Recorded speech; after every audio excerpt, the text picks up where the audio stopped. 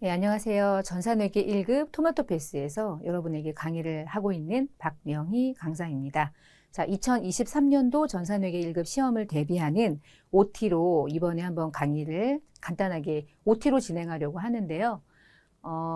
전산회계 1급 시험이 많이 보죠. 학생분들이 많이 응시해요. 가장 많이 응시하는 자격증 중에 하나고요. 왜 그러냐면 처음에 기초 개념이 조금 없어도 바로 응시했을 때 조금만 노력하면 자격증을 취득할 수 있고요. 두 번째는 1급이야. 2급이 아니야. 근데 우리가 전산회계 1급도 있고 전산세무 2급도 있는데 전산회계 1급이 더 쉽고 전산세무 2급은 더 어려운 자격증인데 1급이 더 어려운 줄 알겠지. 모르는 사람들은. 그러니까 이제 뭐 1급 자격증도 좀 의미가 있고요. 회계가 조금 어려워도 어쩌지 하면 합격이 될 수도 있고. 그래서 많이 보기도 하고요. 전산회계 1급은 요즘에 거의 대부분 누구나 하나는 따둬야 되지 않냐. 뭐 이렇게. 회계 전문가가 아니어도. 직장 생활할 때 회계 모르면서 직장 생활을 하기가 쉽지가 않잖아요. 여러분이 어떤 직종을 가지고 계신지는 몰라도 그런 것 같더라고요. 제가 이제 회계 쪽에 강의를 해서 그런 게 아니라 영업을 뛰든 인사팀에서 일하든 여러분 인사팀에서 월급만 주면 다야? 원천징수를 해야 될 거 아니야. 원천징수 세율을 모르면서 무슨 원천징수를 해요. 그러니까 인사팀하고 회계팀이 많이 부딪히는 이유 중에 하나가 인사팀의 업무는 어디까지냐. 월급만 주면 되는데 월급 줄 때 세금을 원천징수하는데 4대 보험료는 50% 50%를 부담해야 되는데 그걸 모르면서 무슨 급여를 지급한다고 말하니? 막 이래서도 부서 간에 그런 분쟁도 있고 영업팀도 부가세 모르면서 무슨 매출이에요. 원재료 매입을 하는 구매팀은 구매할 때 부가세를 내는지 안 내는지 모르면서 구매를 얘기하면 안 되지. 그래서 회계 중심이, 기업의 중심이 사실은 또 회계거든. 그래서 회계 1급 자격증은요, 국가공인 민간 자격증이고요. 시험 주관처는 한국세무사회 국가공인 자격시험 홈페이지에 들어가서 이제 여러분 개인별로 접수해서 시험 보는데 사이트 들어갈 때 한국세무사회라고 들어가면 안 돼. 반드시 요 라이센스가 있는 시험 사이트로 들어가셔야 돼요. 일반 세무사회 세무사회 사이트가 따로 있어. 라이센스가 없는. 거기 들어가서 막 회원 가입하고 막 접수하려고 막 그래. 100명 중에 2명이 항상 그러더라고요. 그러니까 반드시 홈페이지 확인을 하셔가지고 홈페이지 들어가서 시험 접수하시는 거고요. 뭐 응시 자격은 없어요. 뭐 부정행위 하면은 뭐 2년간 못 받아. 부정행위 할 정도로 뭐 엄청난 난이도를 가지고 있지는 않아요. 그리고 시험 시간은 1시간 동안 시험을 봅니다. 전산회계 1급은. 근데 이론 시험이 있고 실무 프로그램을 통해서 입력하거나 조회해서 작성하는 실무 문제가 같이 1시간 동안 보는 거예요. 그러니까 동시에 시험 보는 거니까 실무하고 실무를 먼저 보고 이론을 풀어도 되고 이론을 먼저 풀고 실무를 풀어도 되고 순서는 상관없어요. 어쨌거나 1시간에 모든 문제를 다 풀어서 합격을 하시면 되는데 합격 점수는 뒤에 나올 거예요. 70점. 100점 만점 70점. 주의사항은 뭐 신분증 있으셔야 되고 시험장 가실 때 그리고 접수 그리고 뭐 접수기간 마지막 날까지는 접수도 하고 뭐 취소도 할 수 있고 뭐 언제까지 취소하면은 환급도 되고 뭐 이렇게 응시료가 2023년도부터 응시료가 5,000원이 비싸졌네. 그래서 원래는 25,000원인데 3만 원으로 응시료가 비싸졌어. 돈 좀 벌겠다. 그치? 돈 좀 벌겠어. 응. 뭐 이렇게 응시료를 비싸게 먹니? 그치? 응시료 너무 비싸. 비싸니까 한 번에 합격을 해야지. 그치? 아깝잖아. 23년도 시험 일정이 있죠. 그래서 106회부터 111회까지 연 6회 시험을 보고요. 이제 2월 달에 있고요. 4월에 있고요. 6월에 있고 8월에 있고 10월에 있고 12월에 있는데 짝수월에 있네. 그치? 대부분 이제 짝수, 대부분 초에 이렇게 시험이 있어요. 2월 달의 시험은 2022년도 버전으로 시험을 봐요. 세법이 개정된 게 반영이 되지 않기 때문에 맨 처음에 시험 보는 2월 달 시험은 22년도를 당해년도라고 간주하고 시험 보는 거야. 그러니까 23년에 시험 보긴 하지만 22년도에 시험 보는 것처럼 시험을 봐요. 그리고 난 다음부터는 4월부터 12월까지는 전부 다 23년이 단기가 되는 거예요. 우리 교재는 당연히 23년도를 단기로 가정하고 교재가 이제 구성되어 있으니까 4월부터 보시면 되고 뭐 중요하진 않습니다. 사실 뭐 2월이든 4월이든 22년도를 단기라고 생각하고 모든 문제를 풀어나가면 되고 23년부터는 단기를 23년이라고 가정하고 문제를 푸시면 되니까 근데 이제 설명을 이렇게 드린 거고요. 시험을 이제 전산회계 1급은 처음에 공부하시는 분들은 그 넉넉 잡아 2달은 해야 되지 않을까? 집에서 하루 종일 공부하시는 분이 아니면 직장 생활하고 학업도 하고 여러 가지 이제 병행하면서 또 이제 가정주부님들도 많이 시험 보시고 취업을 준비하기 위해서 보는 분들도 계시고 다양해요. 딱 연령도 뭘 제한이 없더라고요. 보니까 뭐 아기 키우시면서 시험 보셔가지고 자격증을 취득하시는 분도 있고 경력 단절되신 분들 그런 분들이 취득하면 좋죠. 고등학교 졸업하고 뭐 취업하시는 분들도 좋죠. 대학교 졸업하고 국제회계 기준에 의해서 회계 처리를 공부했는데 실제로 비상장 기업인 중소기업들은 국제회계 기준? 뭐야 이거? 야 우리나라 기준으로 적용하는 거 갖고 와 이런단 말이야. 그러니까 그러려고 공부하시는 분들도 있고 그러니까 경험을 한 사람이 있고 안 하는 사람들이 있기 때문에 딱 정해진 기간이 언제부터 언제까지 공부해요. 뭐 3주라고 하는 기간 동안 단기 합격이 가능합니다. 이렇게 저는 말할 수는 없어. 제가 신이 아니잖아. 공부는 여러분이 하는 거고 저는 여러분에게 이해를 돕기 위해 설명을 최대한 하는 거고 그래서 다른 강의보다 제가 설명을 좀 많이 해요. 그래서 강의 수가 많은 이유가 밑줄 짚고 외우시오 그러면 저도 하죠. 그러면은 뭐 20시간에 끝낼 수 있어요, 저도. 근데 20시간에 끝내는 강의는 제가 싫어요. 그런 강의는 다른 강의로 여러분이 찾아서 들어가시면 돼요. 지금 OT잖아요. OT니까 여러분이 들어보고 나랑 저 강사가 맞겠다 그러면은 수강하시는 거고 아 나는 구구절절 이해는 필요 없어. 나는 이해는 됐어. 외울 거야. 암기할래. 그러면 타 강의로 가시면 돼요. 그러면 암기를 할 수 있게 밑줄을 쳐줘요. 그럼 외우시면 돼. 근데 외워서 합격을 하는 건 큰 도움은 안 될 거예요. 써먹을 데가 없어. 시험 보고 나면 다 까먹어. 근데 여러분이 실무적인 자격증이기 때문에 실무에서 이 일이 어떻게 사용되는지를 나름의 설명을 들으면서 시험을 준비하시면 암기해가지고 3주간 붙을 수도 있지. 머리가 좋으면. 저는 머리가 안 좋아서 그렇게 안 되더라고요. 저는 이제 그런 스타일도 아니어서 자기에게 맞는 강사를 찾아가는 편이야. 뭐 토마토 패스를 따라오는 게 아니잖아. 토마토 패스가 강의하는 게 아니니까. 어쨌거나 여러분도 사람이고 저도 사람이니까. 사람이 그 사람이랑 맞아야지 강의를 끝까지 가더라고요. 그러니까 안 맞으면 못 가요. 그러니까 저랑 맞다고 생각하면 강의를 수강해서 그래도 저는 그지같이 하진 않으니까. 전 양아치는 아니거든요. 그러니까 이제 차근차근 하나하나 과목별로 공부하다 보면 어느 순간 이렇게 그림이 그려져. 제가 이제 MBTI로 말하면 제가 N 성향이 좀 많아요. 높아요. S보다는 N 성향이 조금 짙어요. 그리고 J 성향이고 중간권 말 안 할게요. 하여튼 그래서 뭐 그런 성향이라서 여러분에게 이제 숲을 좀 그려드리면서 나무로 간다. 이렇게 생각하면 돼. MBTI로 접근해서 강의 스타일을 말씀드리면. 그래서 기업을 우리가 회계를 공부하는 이유는 기업이 필요해서 하는 거잖아. 기업을 어떻게 나누냐. 기업의 규모가 크냐? 그러면 대기업.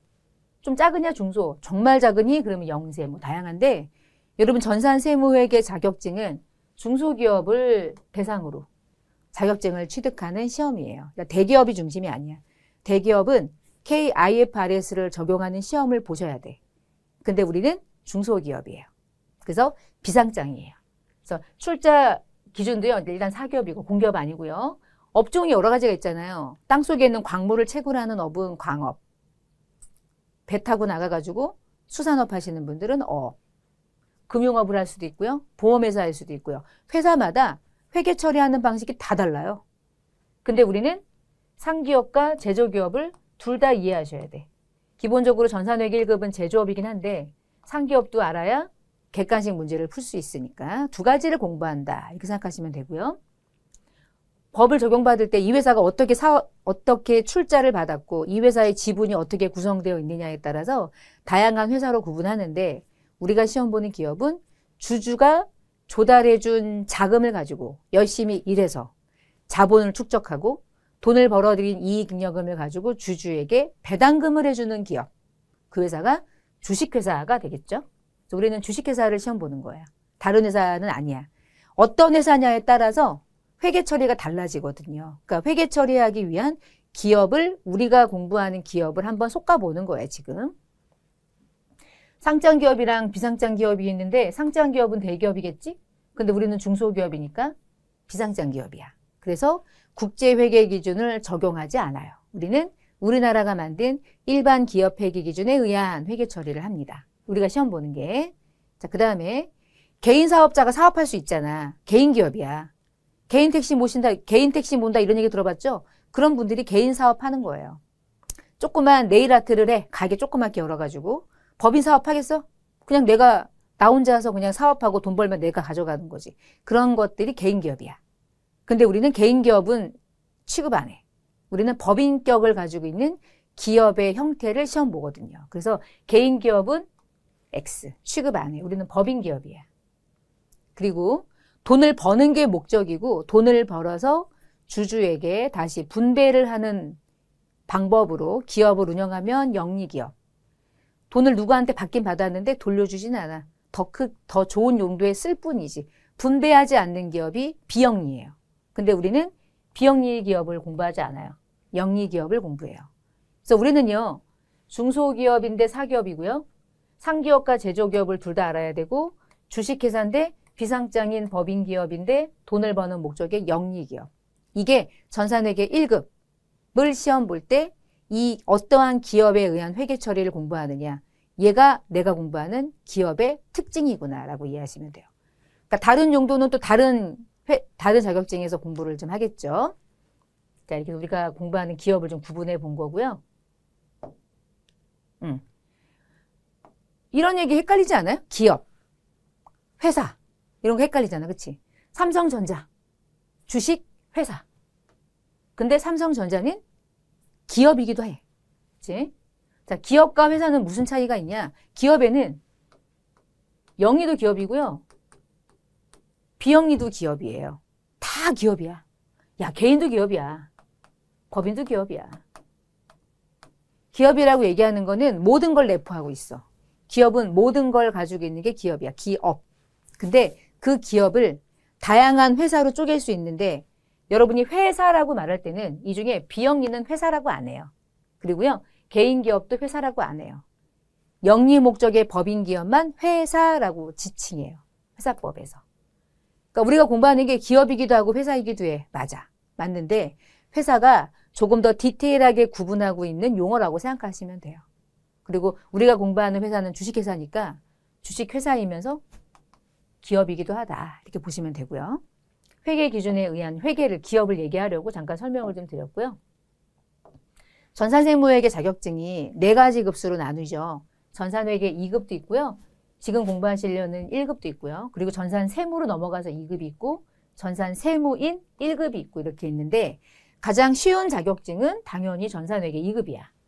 전산회계 2급은 고등학교 한 2학년 학생들이 딸 수 있는 자격증. 외워도 딸 수 있는 거. 좀 쉬워. 초급이고요. 전산회계 2급이 왜 쉽냐면 상기업만 취급해요. 상기업은요. 만들어져 있는 상품을 사서 팔기만 해요. 그러니까 제조를 안 하는 기업이죠. 이렇게 상기업의 가장 대표적인 기업이 우리나라에 여러분이 다 알고 있는 기업이니까 다이소 같은 기업이 상기업이에요. 다이소는 자체적으로 제조하는 품목이 1도 없어요. 그냥 사서 파는 거야. 그러니까 정말 싸게 사오겠지. 정말 싸게 사서 정말 싸게 팔아. 한 개가 제일 비싸고 싸고의 기본적인 평균치가 1,000원이잖아요. 여러분이 대가를 지불할 때 1,000원이 꽤 많은 금액을 차지하고 있잖아. 근데 1,000원에 판다는 얘기는 돈이 남는데도 1,000원에 파는 거니까 걔가 원래는 얼마겠어? 원래. 얘가 돈 주고 사오는 원래 가격이 원가인데 그 원가는 어마무시하게 낮은 금액이겠지. 100원 아니면 200원. 300원, 400원만 돼도 마진이 안 남아요. 왜 안 남을까? 400원만 돼도요. 600원만 남잖아. 그러면 600원 남긴 걸 가지고 종업원 급여 줘야지, 임차료 줘야지, 무슨 비용 나가야지, 공과금 내야지. 다 부담할 수 있어요. 다이소가 전국구에 깔려 있는데. 그러니까 이익이 많이 나야 그런 비용을 부담해도 이익이 나겠지. 그러니까 얘가 원가라는 말을 할 때는 어려울 게 없어. 그냥 사온 게 원가야. 그러니까 회계 처리하는 방법 자체가 다소 쉬워요. 상기업은 되게 심플해요. 그래서. 상기업은 되게 심플한데요. 상기업과 다르게 제조업은 어려워요. 그리고 전산회계 2급은요. 개인 기업에만 물어봐. 개인 기업에 집중해서. 그러니까 개인 기업은 잉여금도 없다. 개인 기업은 내가 열심히 돈 벌면 내가 주머니에 넣고 퇴근해도 돼. 아무도 뭐라고 안 해. 횡령 없어. 그냥 내 돈이 내 돈이야. 끝. 그게 개인 기업인 거야. 근데 법인 기업은 완전 달라. 법인 기업은 법인과 소유주가 분리돼 있고 경영자는 선임받은 거기 때문에 경영자가 너네 회사의 지분을 아무리 많이 들고 있어도 법인이 번 게 네 돈이 아니야. 경영자가 기업의 돈을 마음대로 가져가면 그건 횡령이 되는 거예요. 그래서 문제가 돼요. 그래서 여러분이 시험 보는 건 법인이잖아요. 개인 기업은 엄청 쉽거든요. 그래서 상기업이면서 개인 기업인 형태는 전산회계 2급에서만 다뤄요. 전산회계 1급부터는요. 상기업보다는 제조기업 중심, 개인 기업은 취급을 안 해요. 법인 기업이에요. 그런데 대기업은 아니야. 중소기업이면서 비상장 기업인 거야. 시험 보는 기업의 특징이. 전산회계 1급부터 전산세무 2급, 1급까지는요. 다 동일해요. 기업의 구분이 동일해요. 근데 왜 시험이 얘는 초급이고 얘는 중급인데 얘는 중급보다 더 어렵고 얘는 왜 더 어려워지냐? 라고 말하면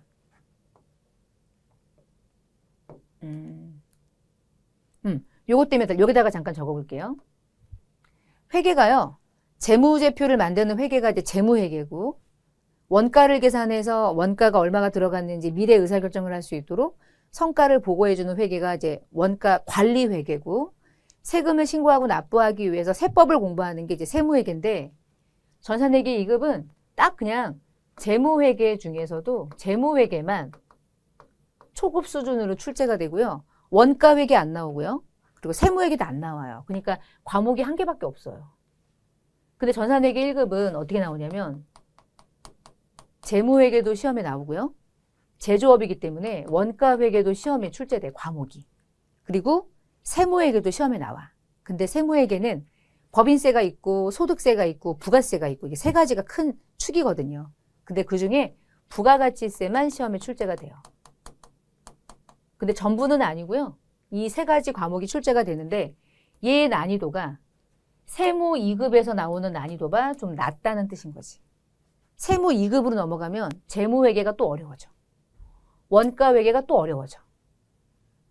세무회계는 부가가치세를 공부할 때 부가세가 만약에 세법을 공부하는 거니까 양이 많은데 부가가치세법이 전체 100%라면 전산회계 1급에는 부가가치세가 한 45% 정도까지 출제가 되고 더 이상 출제가 안 돼요. 그리고 나머지 55%까지 다 포함돼서 부가세가 100%가 시험에 출제가 되는 게 전산세무 2급이에요. 그 전산세무 2급은 재무도 어려워지지, 원가도 어려워지지, 부가세만 나오는 게 아니라 연말정산인 근로자 연말정산까지 시험에 나오지. 또 실제로 실무에 가면은 전산회계 1급하고 전산세무 2급 두 개 중에 뭐가 실무에 보다 적합하고 실무에 조금 더 필요로 하는 자격증으로 활용이 가능하냐면 얘가 그래요, 얘가. 전산회계 1급은 취득하시면 알겠지만 공부하다가 좀 중간에 멈춘 느낌? 그런 느낌이 안 들 수 있지. 이거 처음이니까. 근데 세무 2급을 공부하면 전산회계 1급은 공부하다가 조금 스탑한 느낌이었던 게 맞구나. 여러분 직장 생활할 때 세무와 관련된 이제 회계 일을 한다 그러면 회계만 해요? 세금 신고도 해요? 대부분 같이 하거든요. 같이 해요. 따로따로 하는 기업은 정말 큰 기업일 때. 그러면 연말정산을 대부분 회사에서 할 때 연말정산을 못하면 이쪽 세무회계에서는 결국은 공부를 하셔야 돼. 근데 세무 2급이 연말정산이 시험에 나오는 시험이라 세무 2급 시험을 많이 응시하죠. 세무 1급은요. 법인세까지 나와요. 재무는 당연히 어려워지고요. 원가도 어려워지고요. 부가세 당연히 나오고요. 연말정산 소득세 당연히 나오고요. 거기다가 법인세까지 나오니까 시험이 너무 어려워지는 거지. 갑자기 팍 이렇게. 그래서 우리 과정에 세무 1급이 없고 저도 아직까지 세무 1급 교재를 출간하지 않는 이유가 이걸 출간해봤자 뭐 많이 응시를 안 해. 왜냐면 되게 어렵고 되게 공부할 땐 되게 어려운데 시험을 보면 또 찍으면 또 붙을 수는 있어. 그러니까 대부분은 세무 1급으로 가기보다는 그러니까 재경 쪽으로 가는 편이 또 많고 그렇더라고요. 여기까지만 이해하면 전산으로 시험 보는 자격증은 꽤 많이 공부한 걸로 그래도 외부에서 알아주니까. 세무 1급으로 가는 경우도 있고요. 그냥 안 가고 재경관리사로 가는 경우도 있고 뭐 다양해요. 경로는 수험생의 입맛에 맞게 경로는 선택하는 거니까. 일단 자격증은 회계 1급은 이 세 가지 과목을 시험에 출제하고 있는 과목이라고 보시면 되겠어요. 어떻게 난이도가 구성되는지는 제가 좀 설명을 드릴 거고요. 제가 이제 회계 기준에 대한 걸 좀 설명드리면 회계 기준원이라고 하는 사이트에 들어가시면 KIFRS가 있고 이 국제회계 기준은 얘 원문이야, 원문. 우리는 KIFRS가 우리나라가 적용하고 있는 국제회계 기준이라는 뜻이고요. 그리고 이제 일반 기업 회계 기준이라는 게 있고 뒤에 뭐 중소기업 회계 기준도 있고 다양하죠. 전산 세무회계 자격증은요. 일반 기업 회계 기준에 의해서 시험을 보는 자격증이에요. 이 기준은 상장 기업이 적용받는 기업이기 때문에 뭐 재경관리사 같은 시험이 KIFRS를 적용받습니다. 그래서 여러분이 시험 볼 때는 일반 기업 회계 기준에 의한 회계 기준을 적용해서 재무제표를 작성하는 시험을 여러분이 본다고 이해하시면 되겠어요. 자격증은 전산회계 1급은 크게 이론 시험이랑 실무 시험으로 나누어져 있는데 전체 100%의 문제 중에 이론 시험이 30%, 그러니까 30점을 차지하고요. 나머지 70점이 실기 프로그램에다가 입력하거나 조회해서 답을 입력하고 조회하는 문제로 출제돼요. 전체 100점 만점이고요. 자, 객관식으로 시험 문제가 이론 문제는 출제가 되는데 사지선다로 15문항이 출제가 되고요. 이 70점짜리 실기시험은요. K랩이라는 프로그램을 이용해서 프로그램에 입력하는 문제예요. 문항을 말하기는 좀 그렇고 요거는 실무 강의 들으시면서 이론이 공부가 돼야 실무 프로그램을 이해할 수 있어. 이론이 안 돼 있으면 실무 프로그램은 껍데기야. 실무 먼저 못해요. 그리고 가끔 이론하고 실기를 같이 병행하는 수업도 있어. 전 그렇게 못해. 왜냐면 오늘까지 공부한 게 프로그램에서 어떻게 활용하는지는 그것만 가지고 설명을 못해요.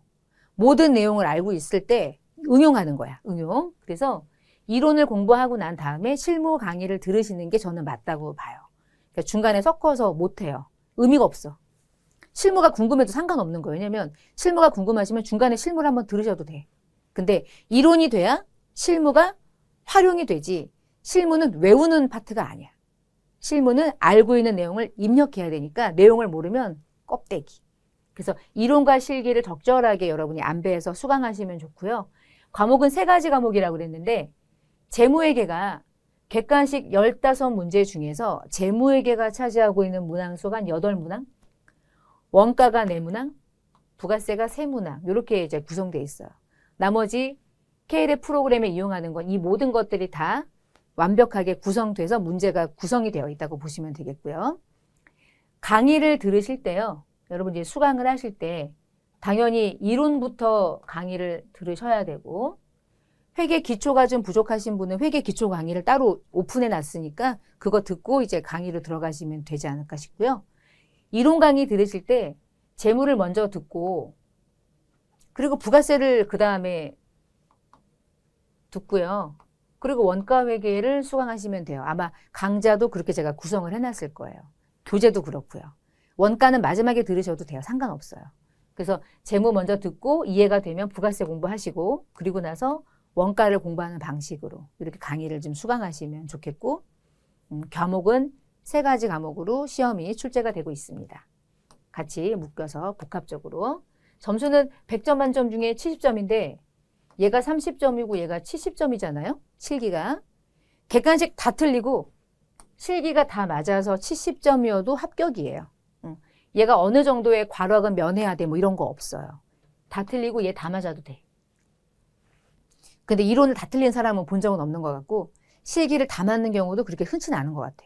그러니까 2개를 적절하게 잘 배합해서 어려운 거는 과감하게 제끼고 쉬운 건 정확하게 풀어나가면서 합격 점수에 다다르면 되겠죠. 잘하시더라고요, 생각보다. 여러분도 잘하실 수 있을 거예요. 그렇게 어려운 시험은 아니에요, 사실은.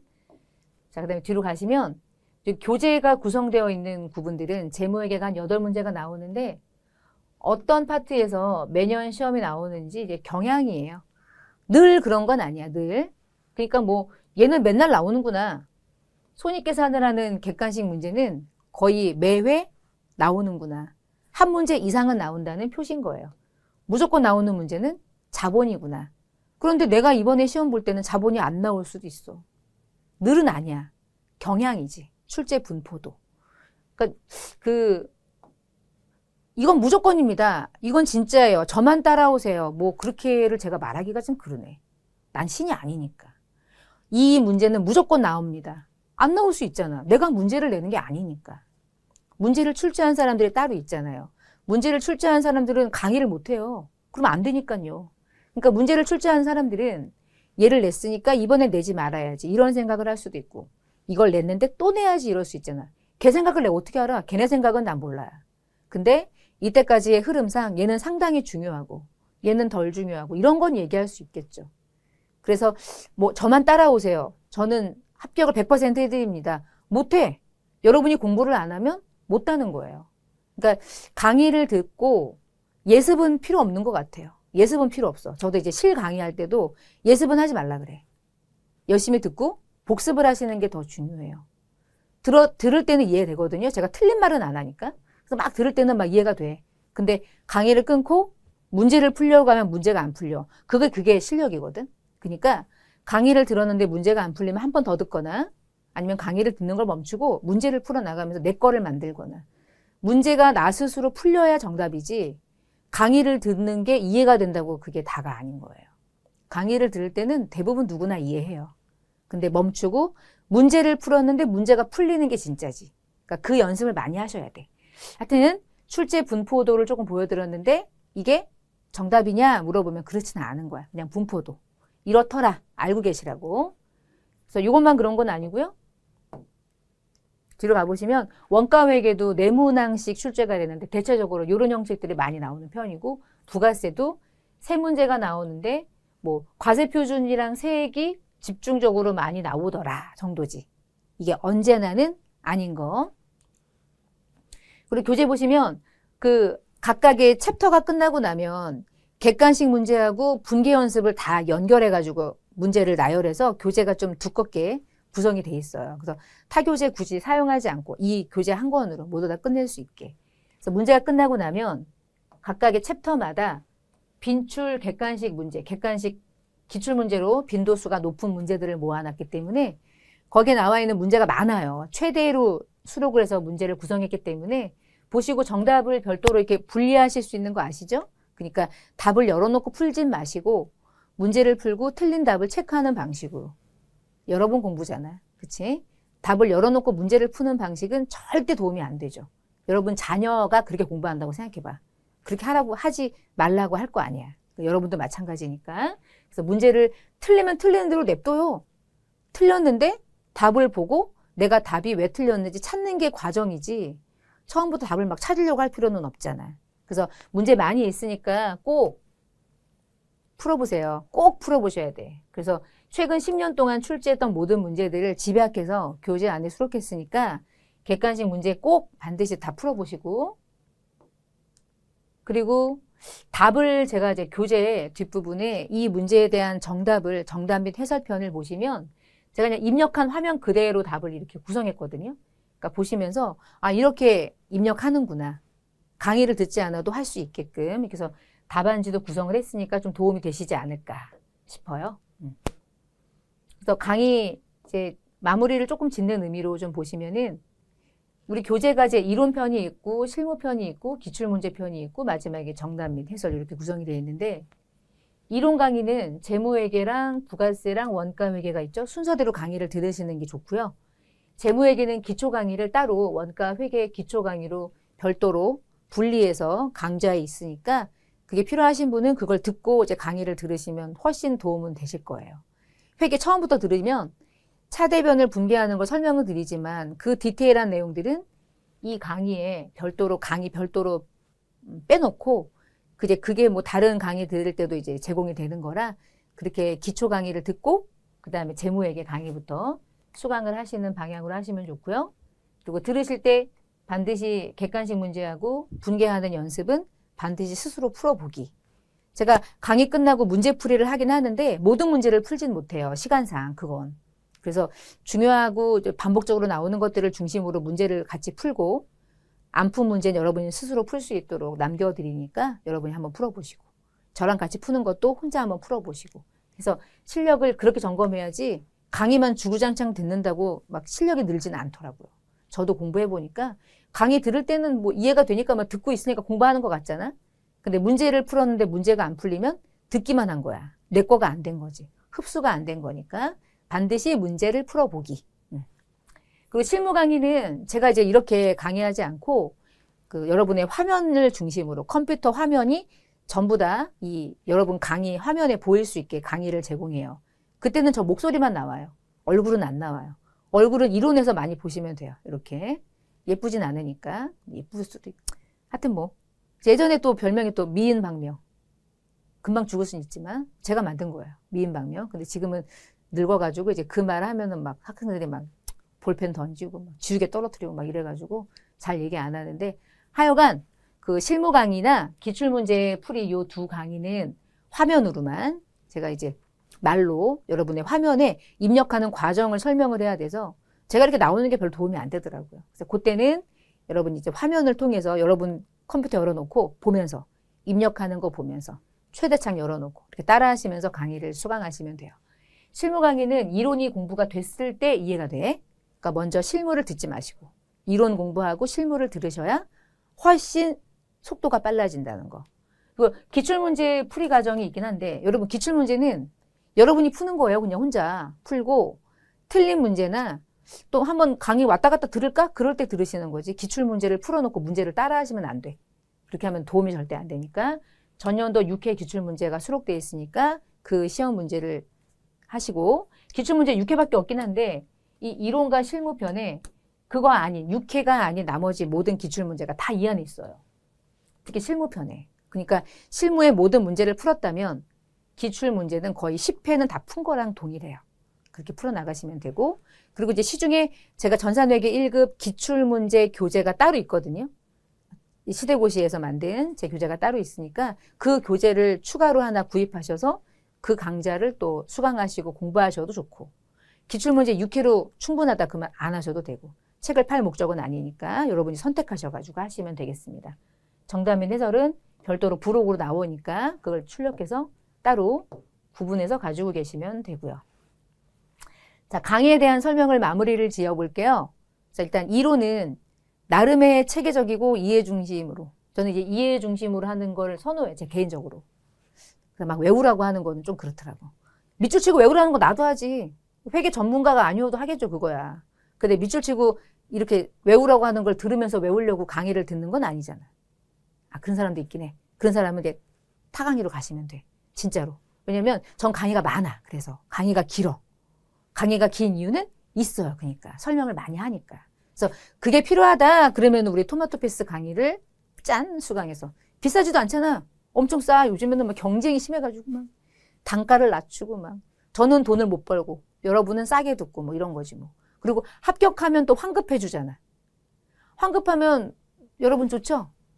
저는 뭐 하여튼 그래요. 그래서 그렇게 하시면 되고요. 체계적은 뭐 그냥 제가 그냥 체계적이라고 한 거야. 나름의 체계적인 방식에 의해서 교재도 좀 준비했고 강의도 준비했으니까 잘 따라오시면 특별한 경우가 아니고는 합격은 할 수 있어요. 근데 100점으로 붙냐 75점으로 붙냐 그 차이는 여러분이 얼마만큼 문제를 많이 풀고 외우냐. 그리고 제가 아무리 이해 중심으로 얘기하면 이해를 했다. 그리고 외워지나? 이해를 했지만 외우는 것을 어떻게 해야되니 단축하려고 이해하는 거지. 외우는 건 또 우리 여러분의 몫이기도 해. 외우라고 한다고 다 외우는 건 아니니까. 그러니까 이론을 잘 따라가시고요. 실기는 다양한 문제와 이제 실무 활용을 포함해서 강의를 하니까 부가세 같은 거는 뭐 이신고서가 이렇게 만들어져요. 이렇게 연결되는 것들 잘 들으시면서. 근데 실무 활용이 전산세무 2급으로 가야 좀 실무 활용이라고 말할 수 있어. 회계 1급은 실무 활용이라고 말하기가 좀 그래. 막 진도 나가는 게 아니니까. 되게 많은 진도를 나가는 게 아니어서. 기출문제 6회분은 반드시 여러분이 직접 풀어주시는 게 좋고. 제가 푸는 걸 보면서 어이구 뭐 저렇게 푸네 막 그러면 의미 없잖아. 나는 원래 이거는 잘 푼단 말이야. 그러니까 여러분이 잘 풀어야 중요한 거니까 직접 풀어보시고요. 복습이 중요해요. 예습은 하지 마요. 예습은 원래 우리는 안 해왔잖아. 예습이라는 걸 우리는 모르잖아.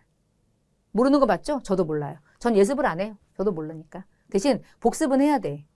공부 듣고 복습하고 꼭 시간 제도. 되게 귀찮은 게 복습이잖아요. 저도 그거 알죠. 저도 뭐 공부를 잘하는 편이 아니었기 때문에 복습이 싫은 건 아는데 어차피 발을 담궈서 시험을 봐야 한다면 복습을 하셔야 돼. 복습 안 하면 금방 까먹어요. 세무에게는 이게 휘발성이 많다고 그러죠. 금방금방 날아가요. 그래서 자꾸 잡아와야 돼. 그러려면 문제를 통해서 내 지식으로 계속 이렇게 안 나가게 가둬둬야 되거든요. 그래서 복습 반드시 하시면 좋아요. 분기 연습하시고요.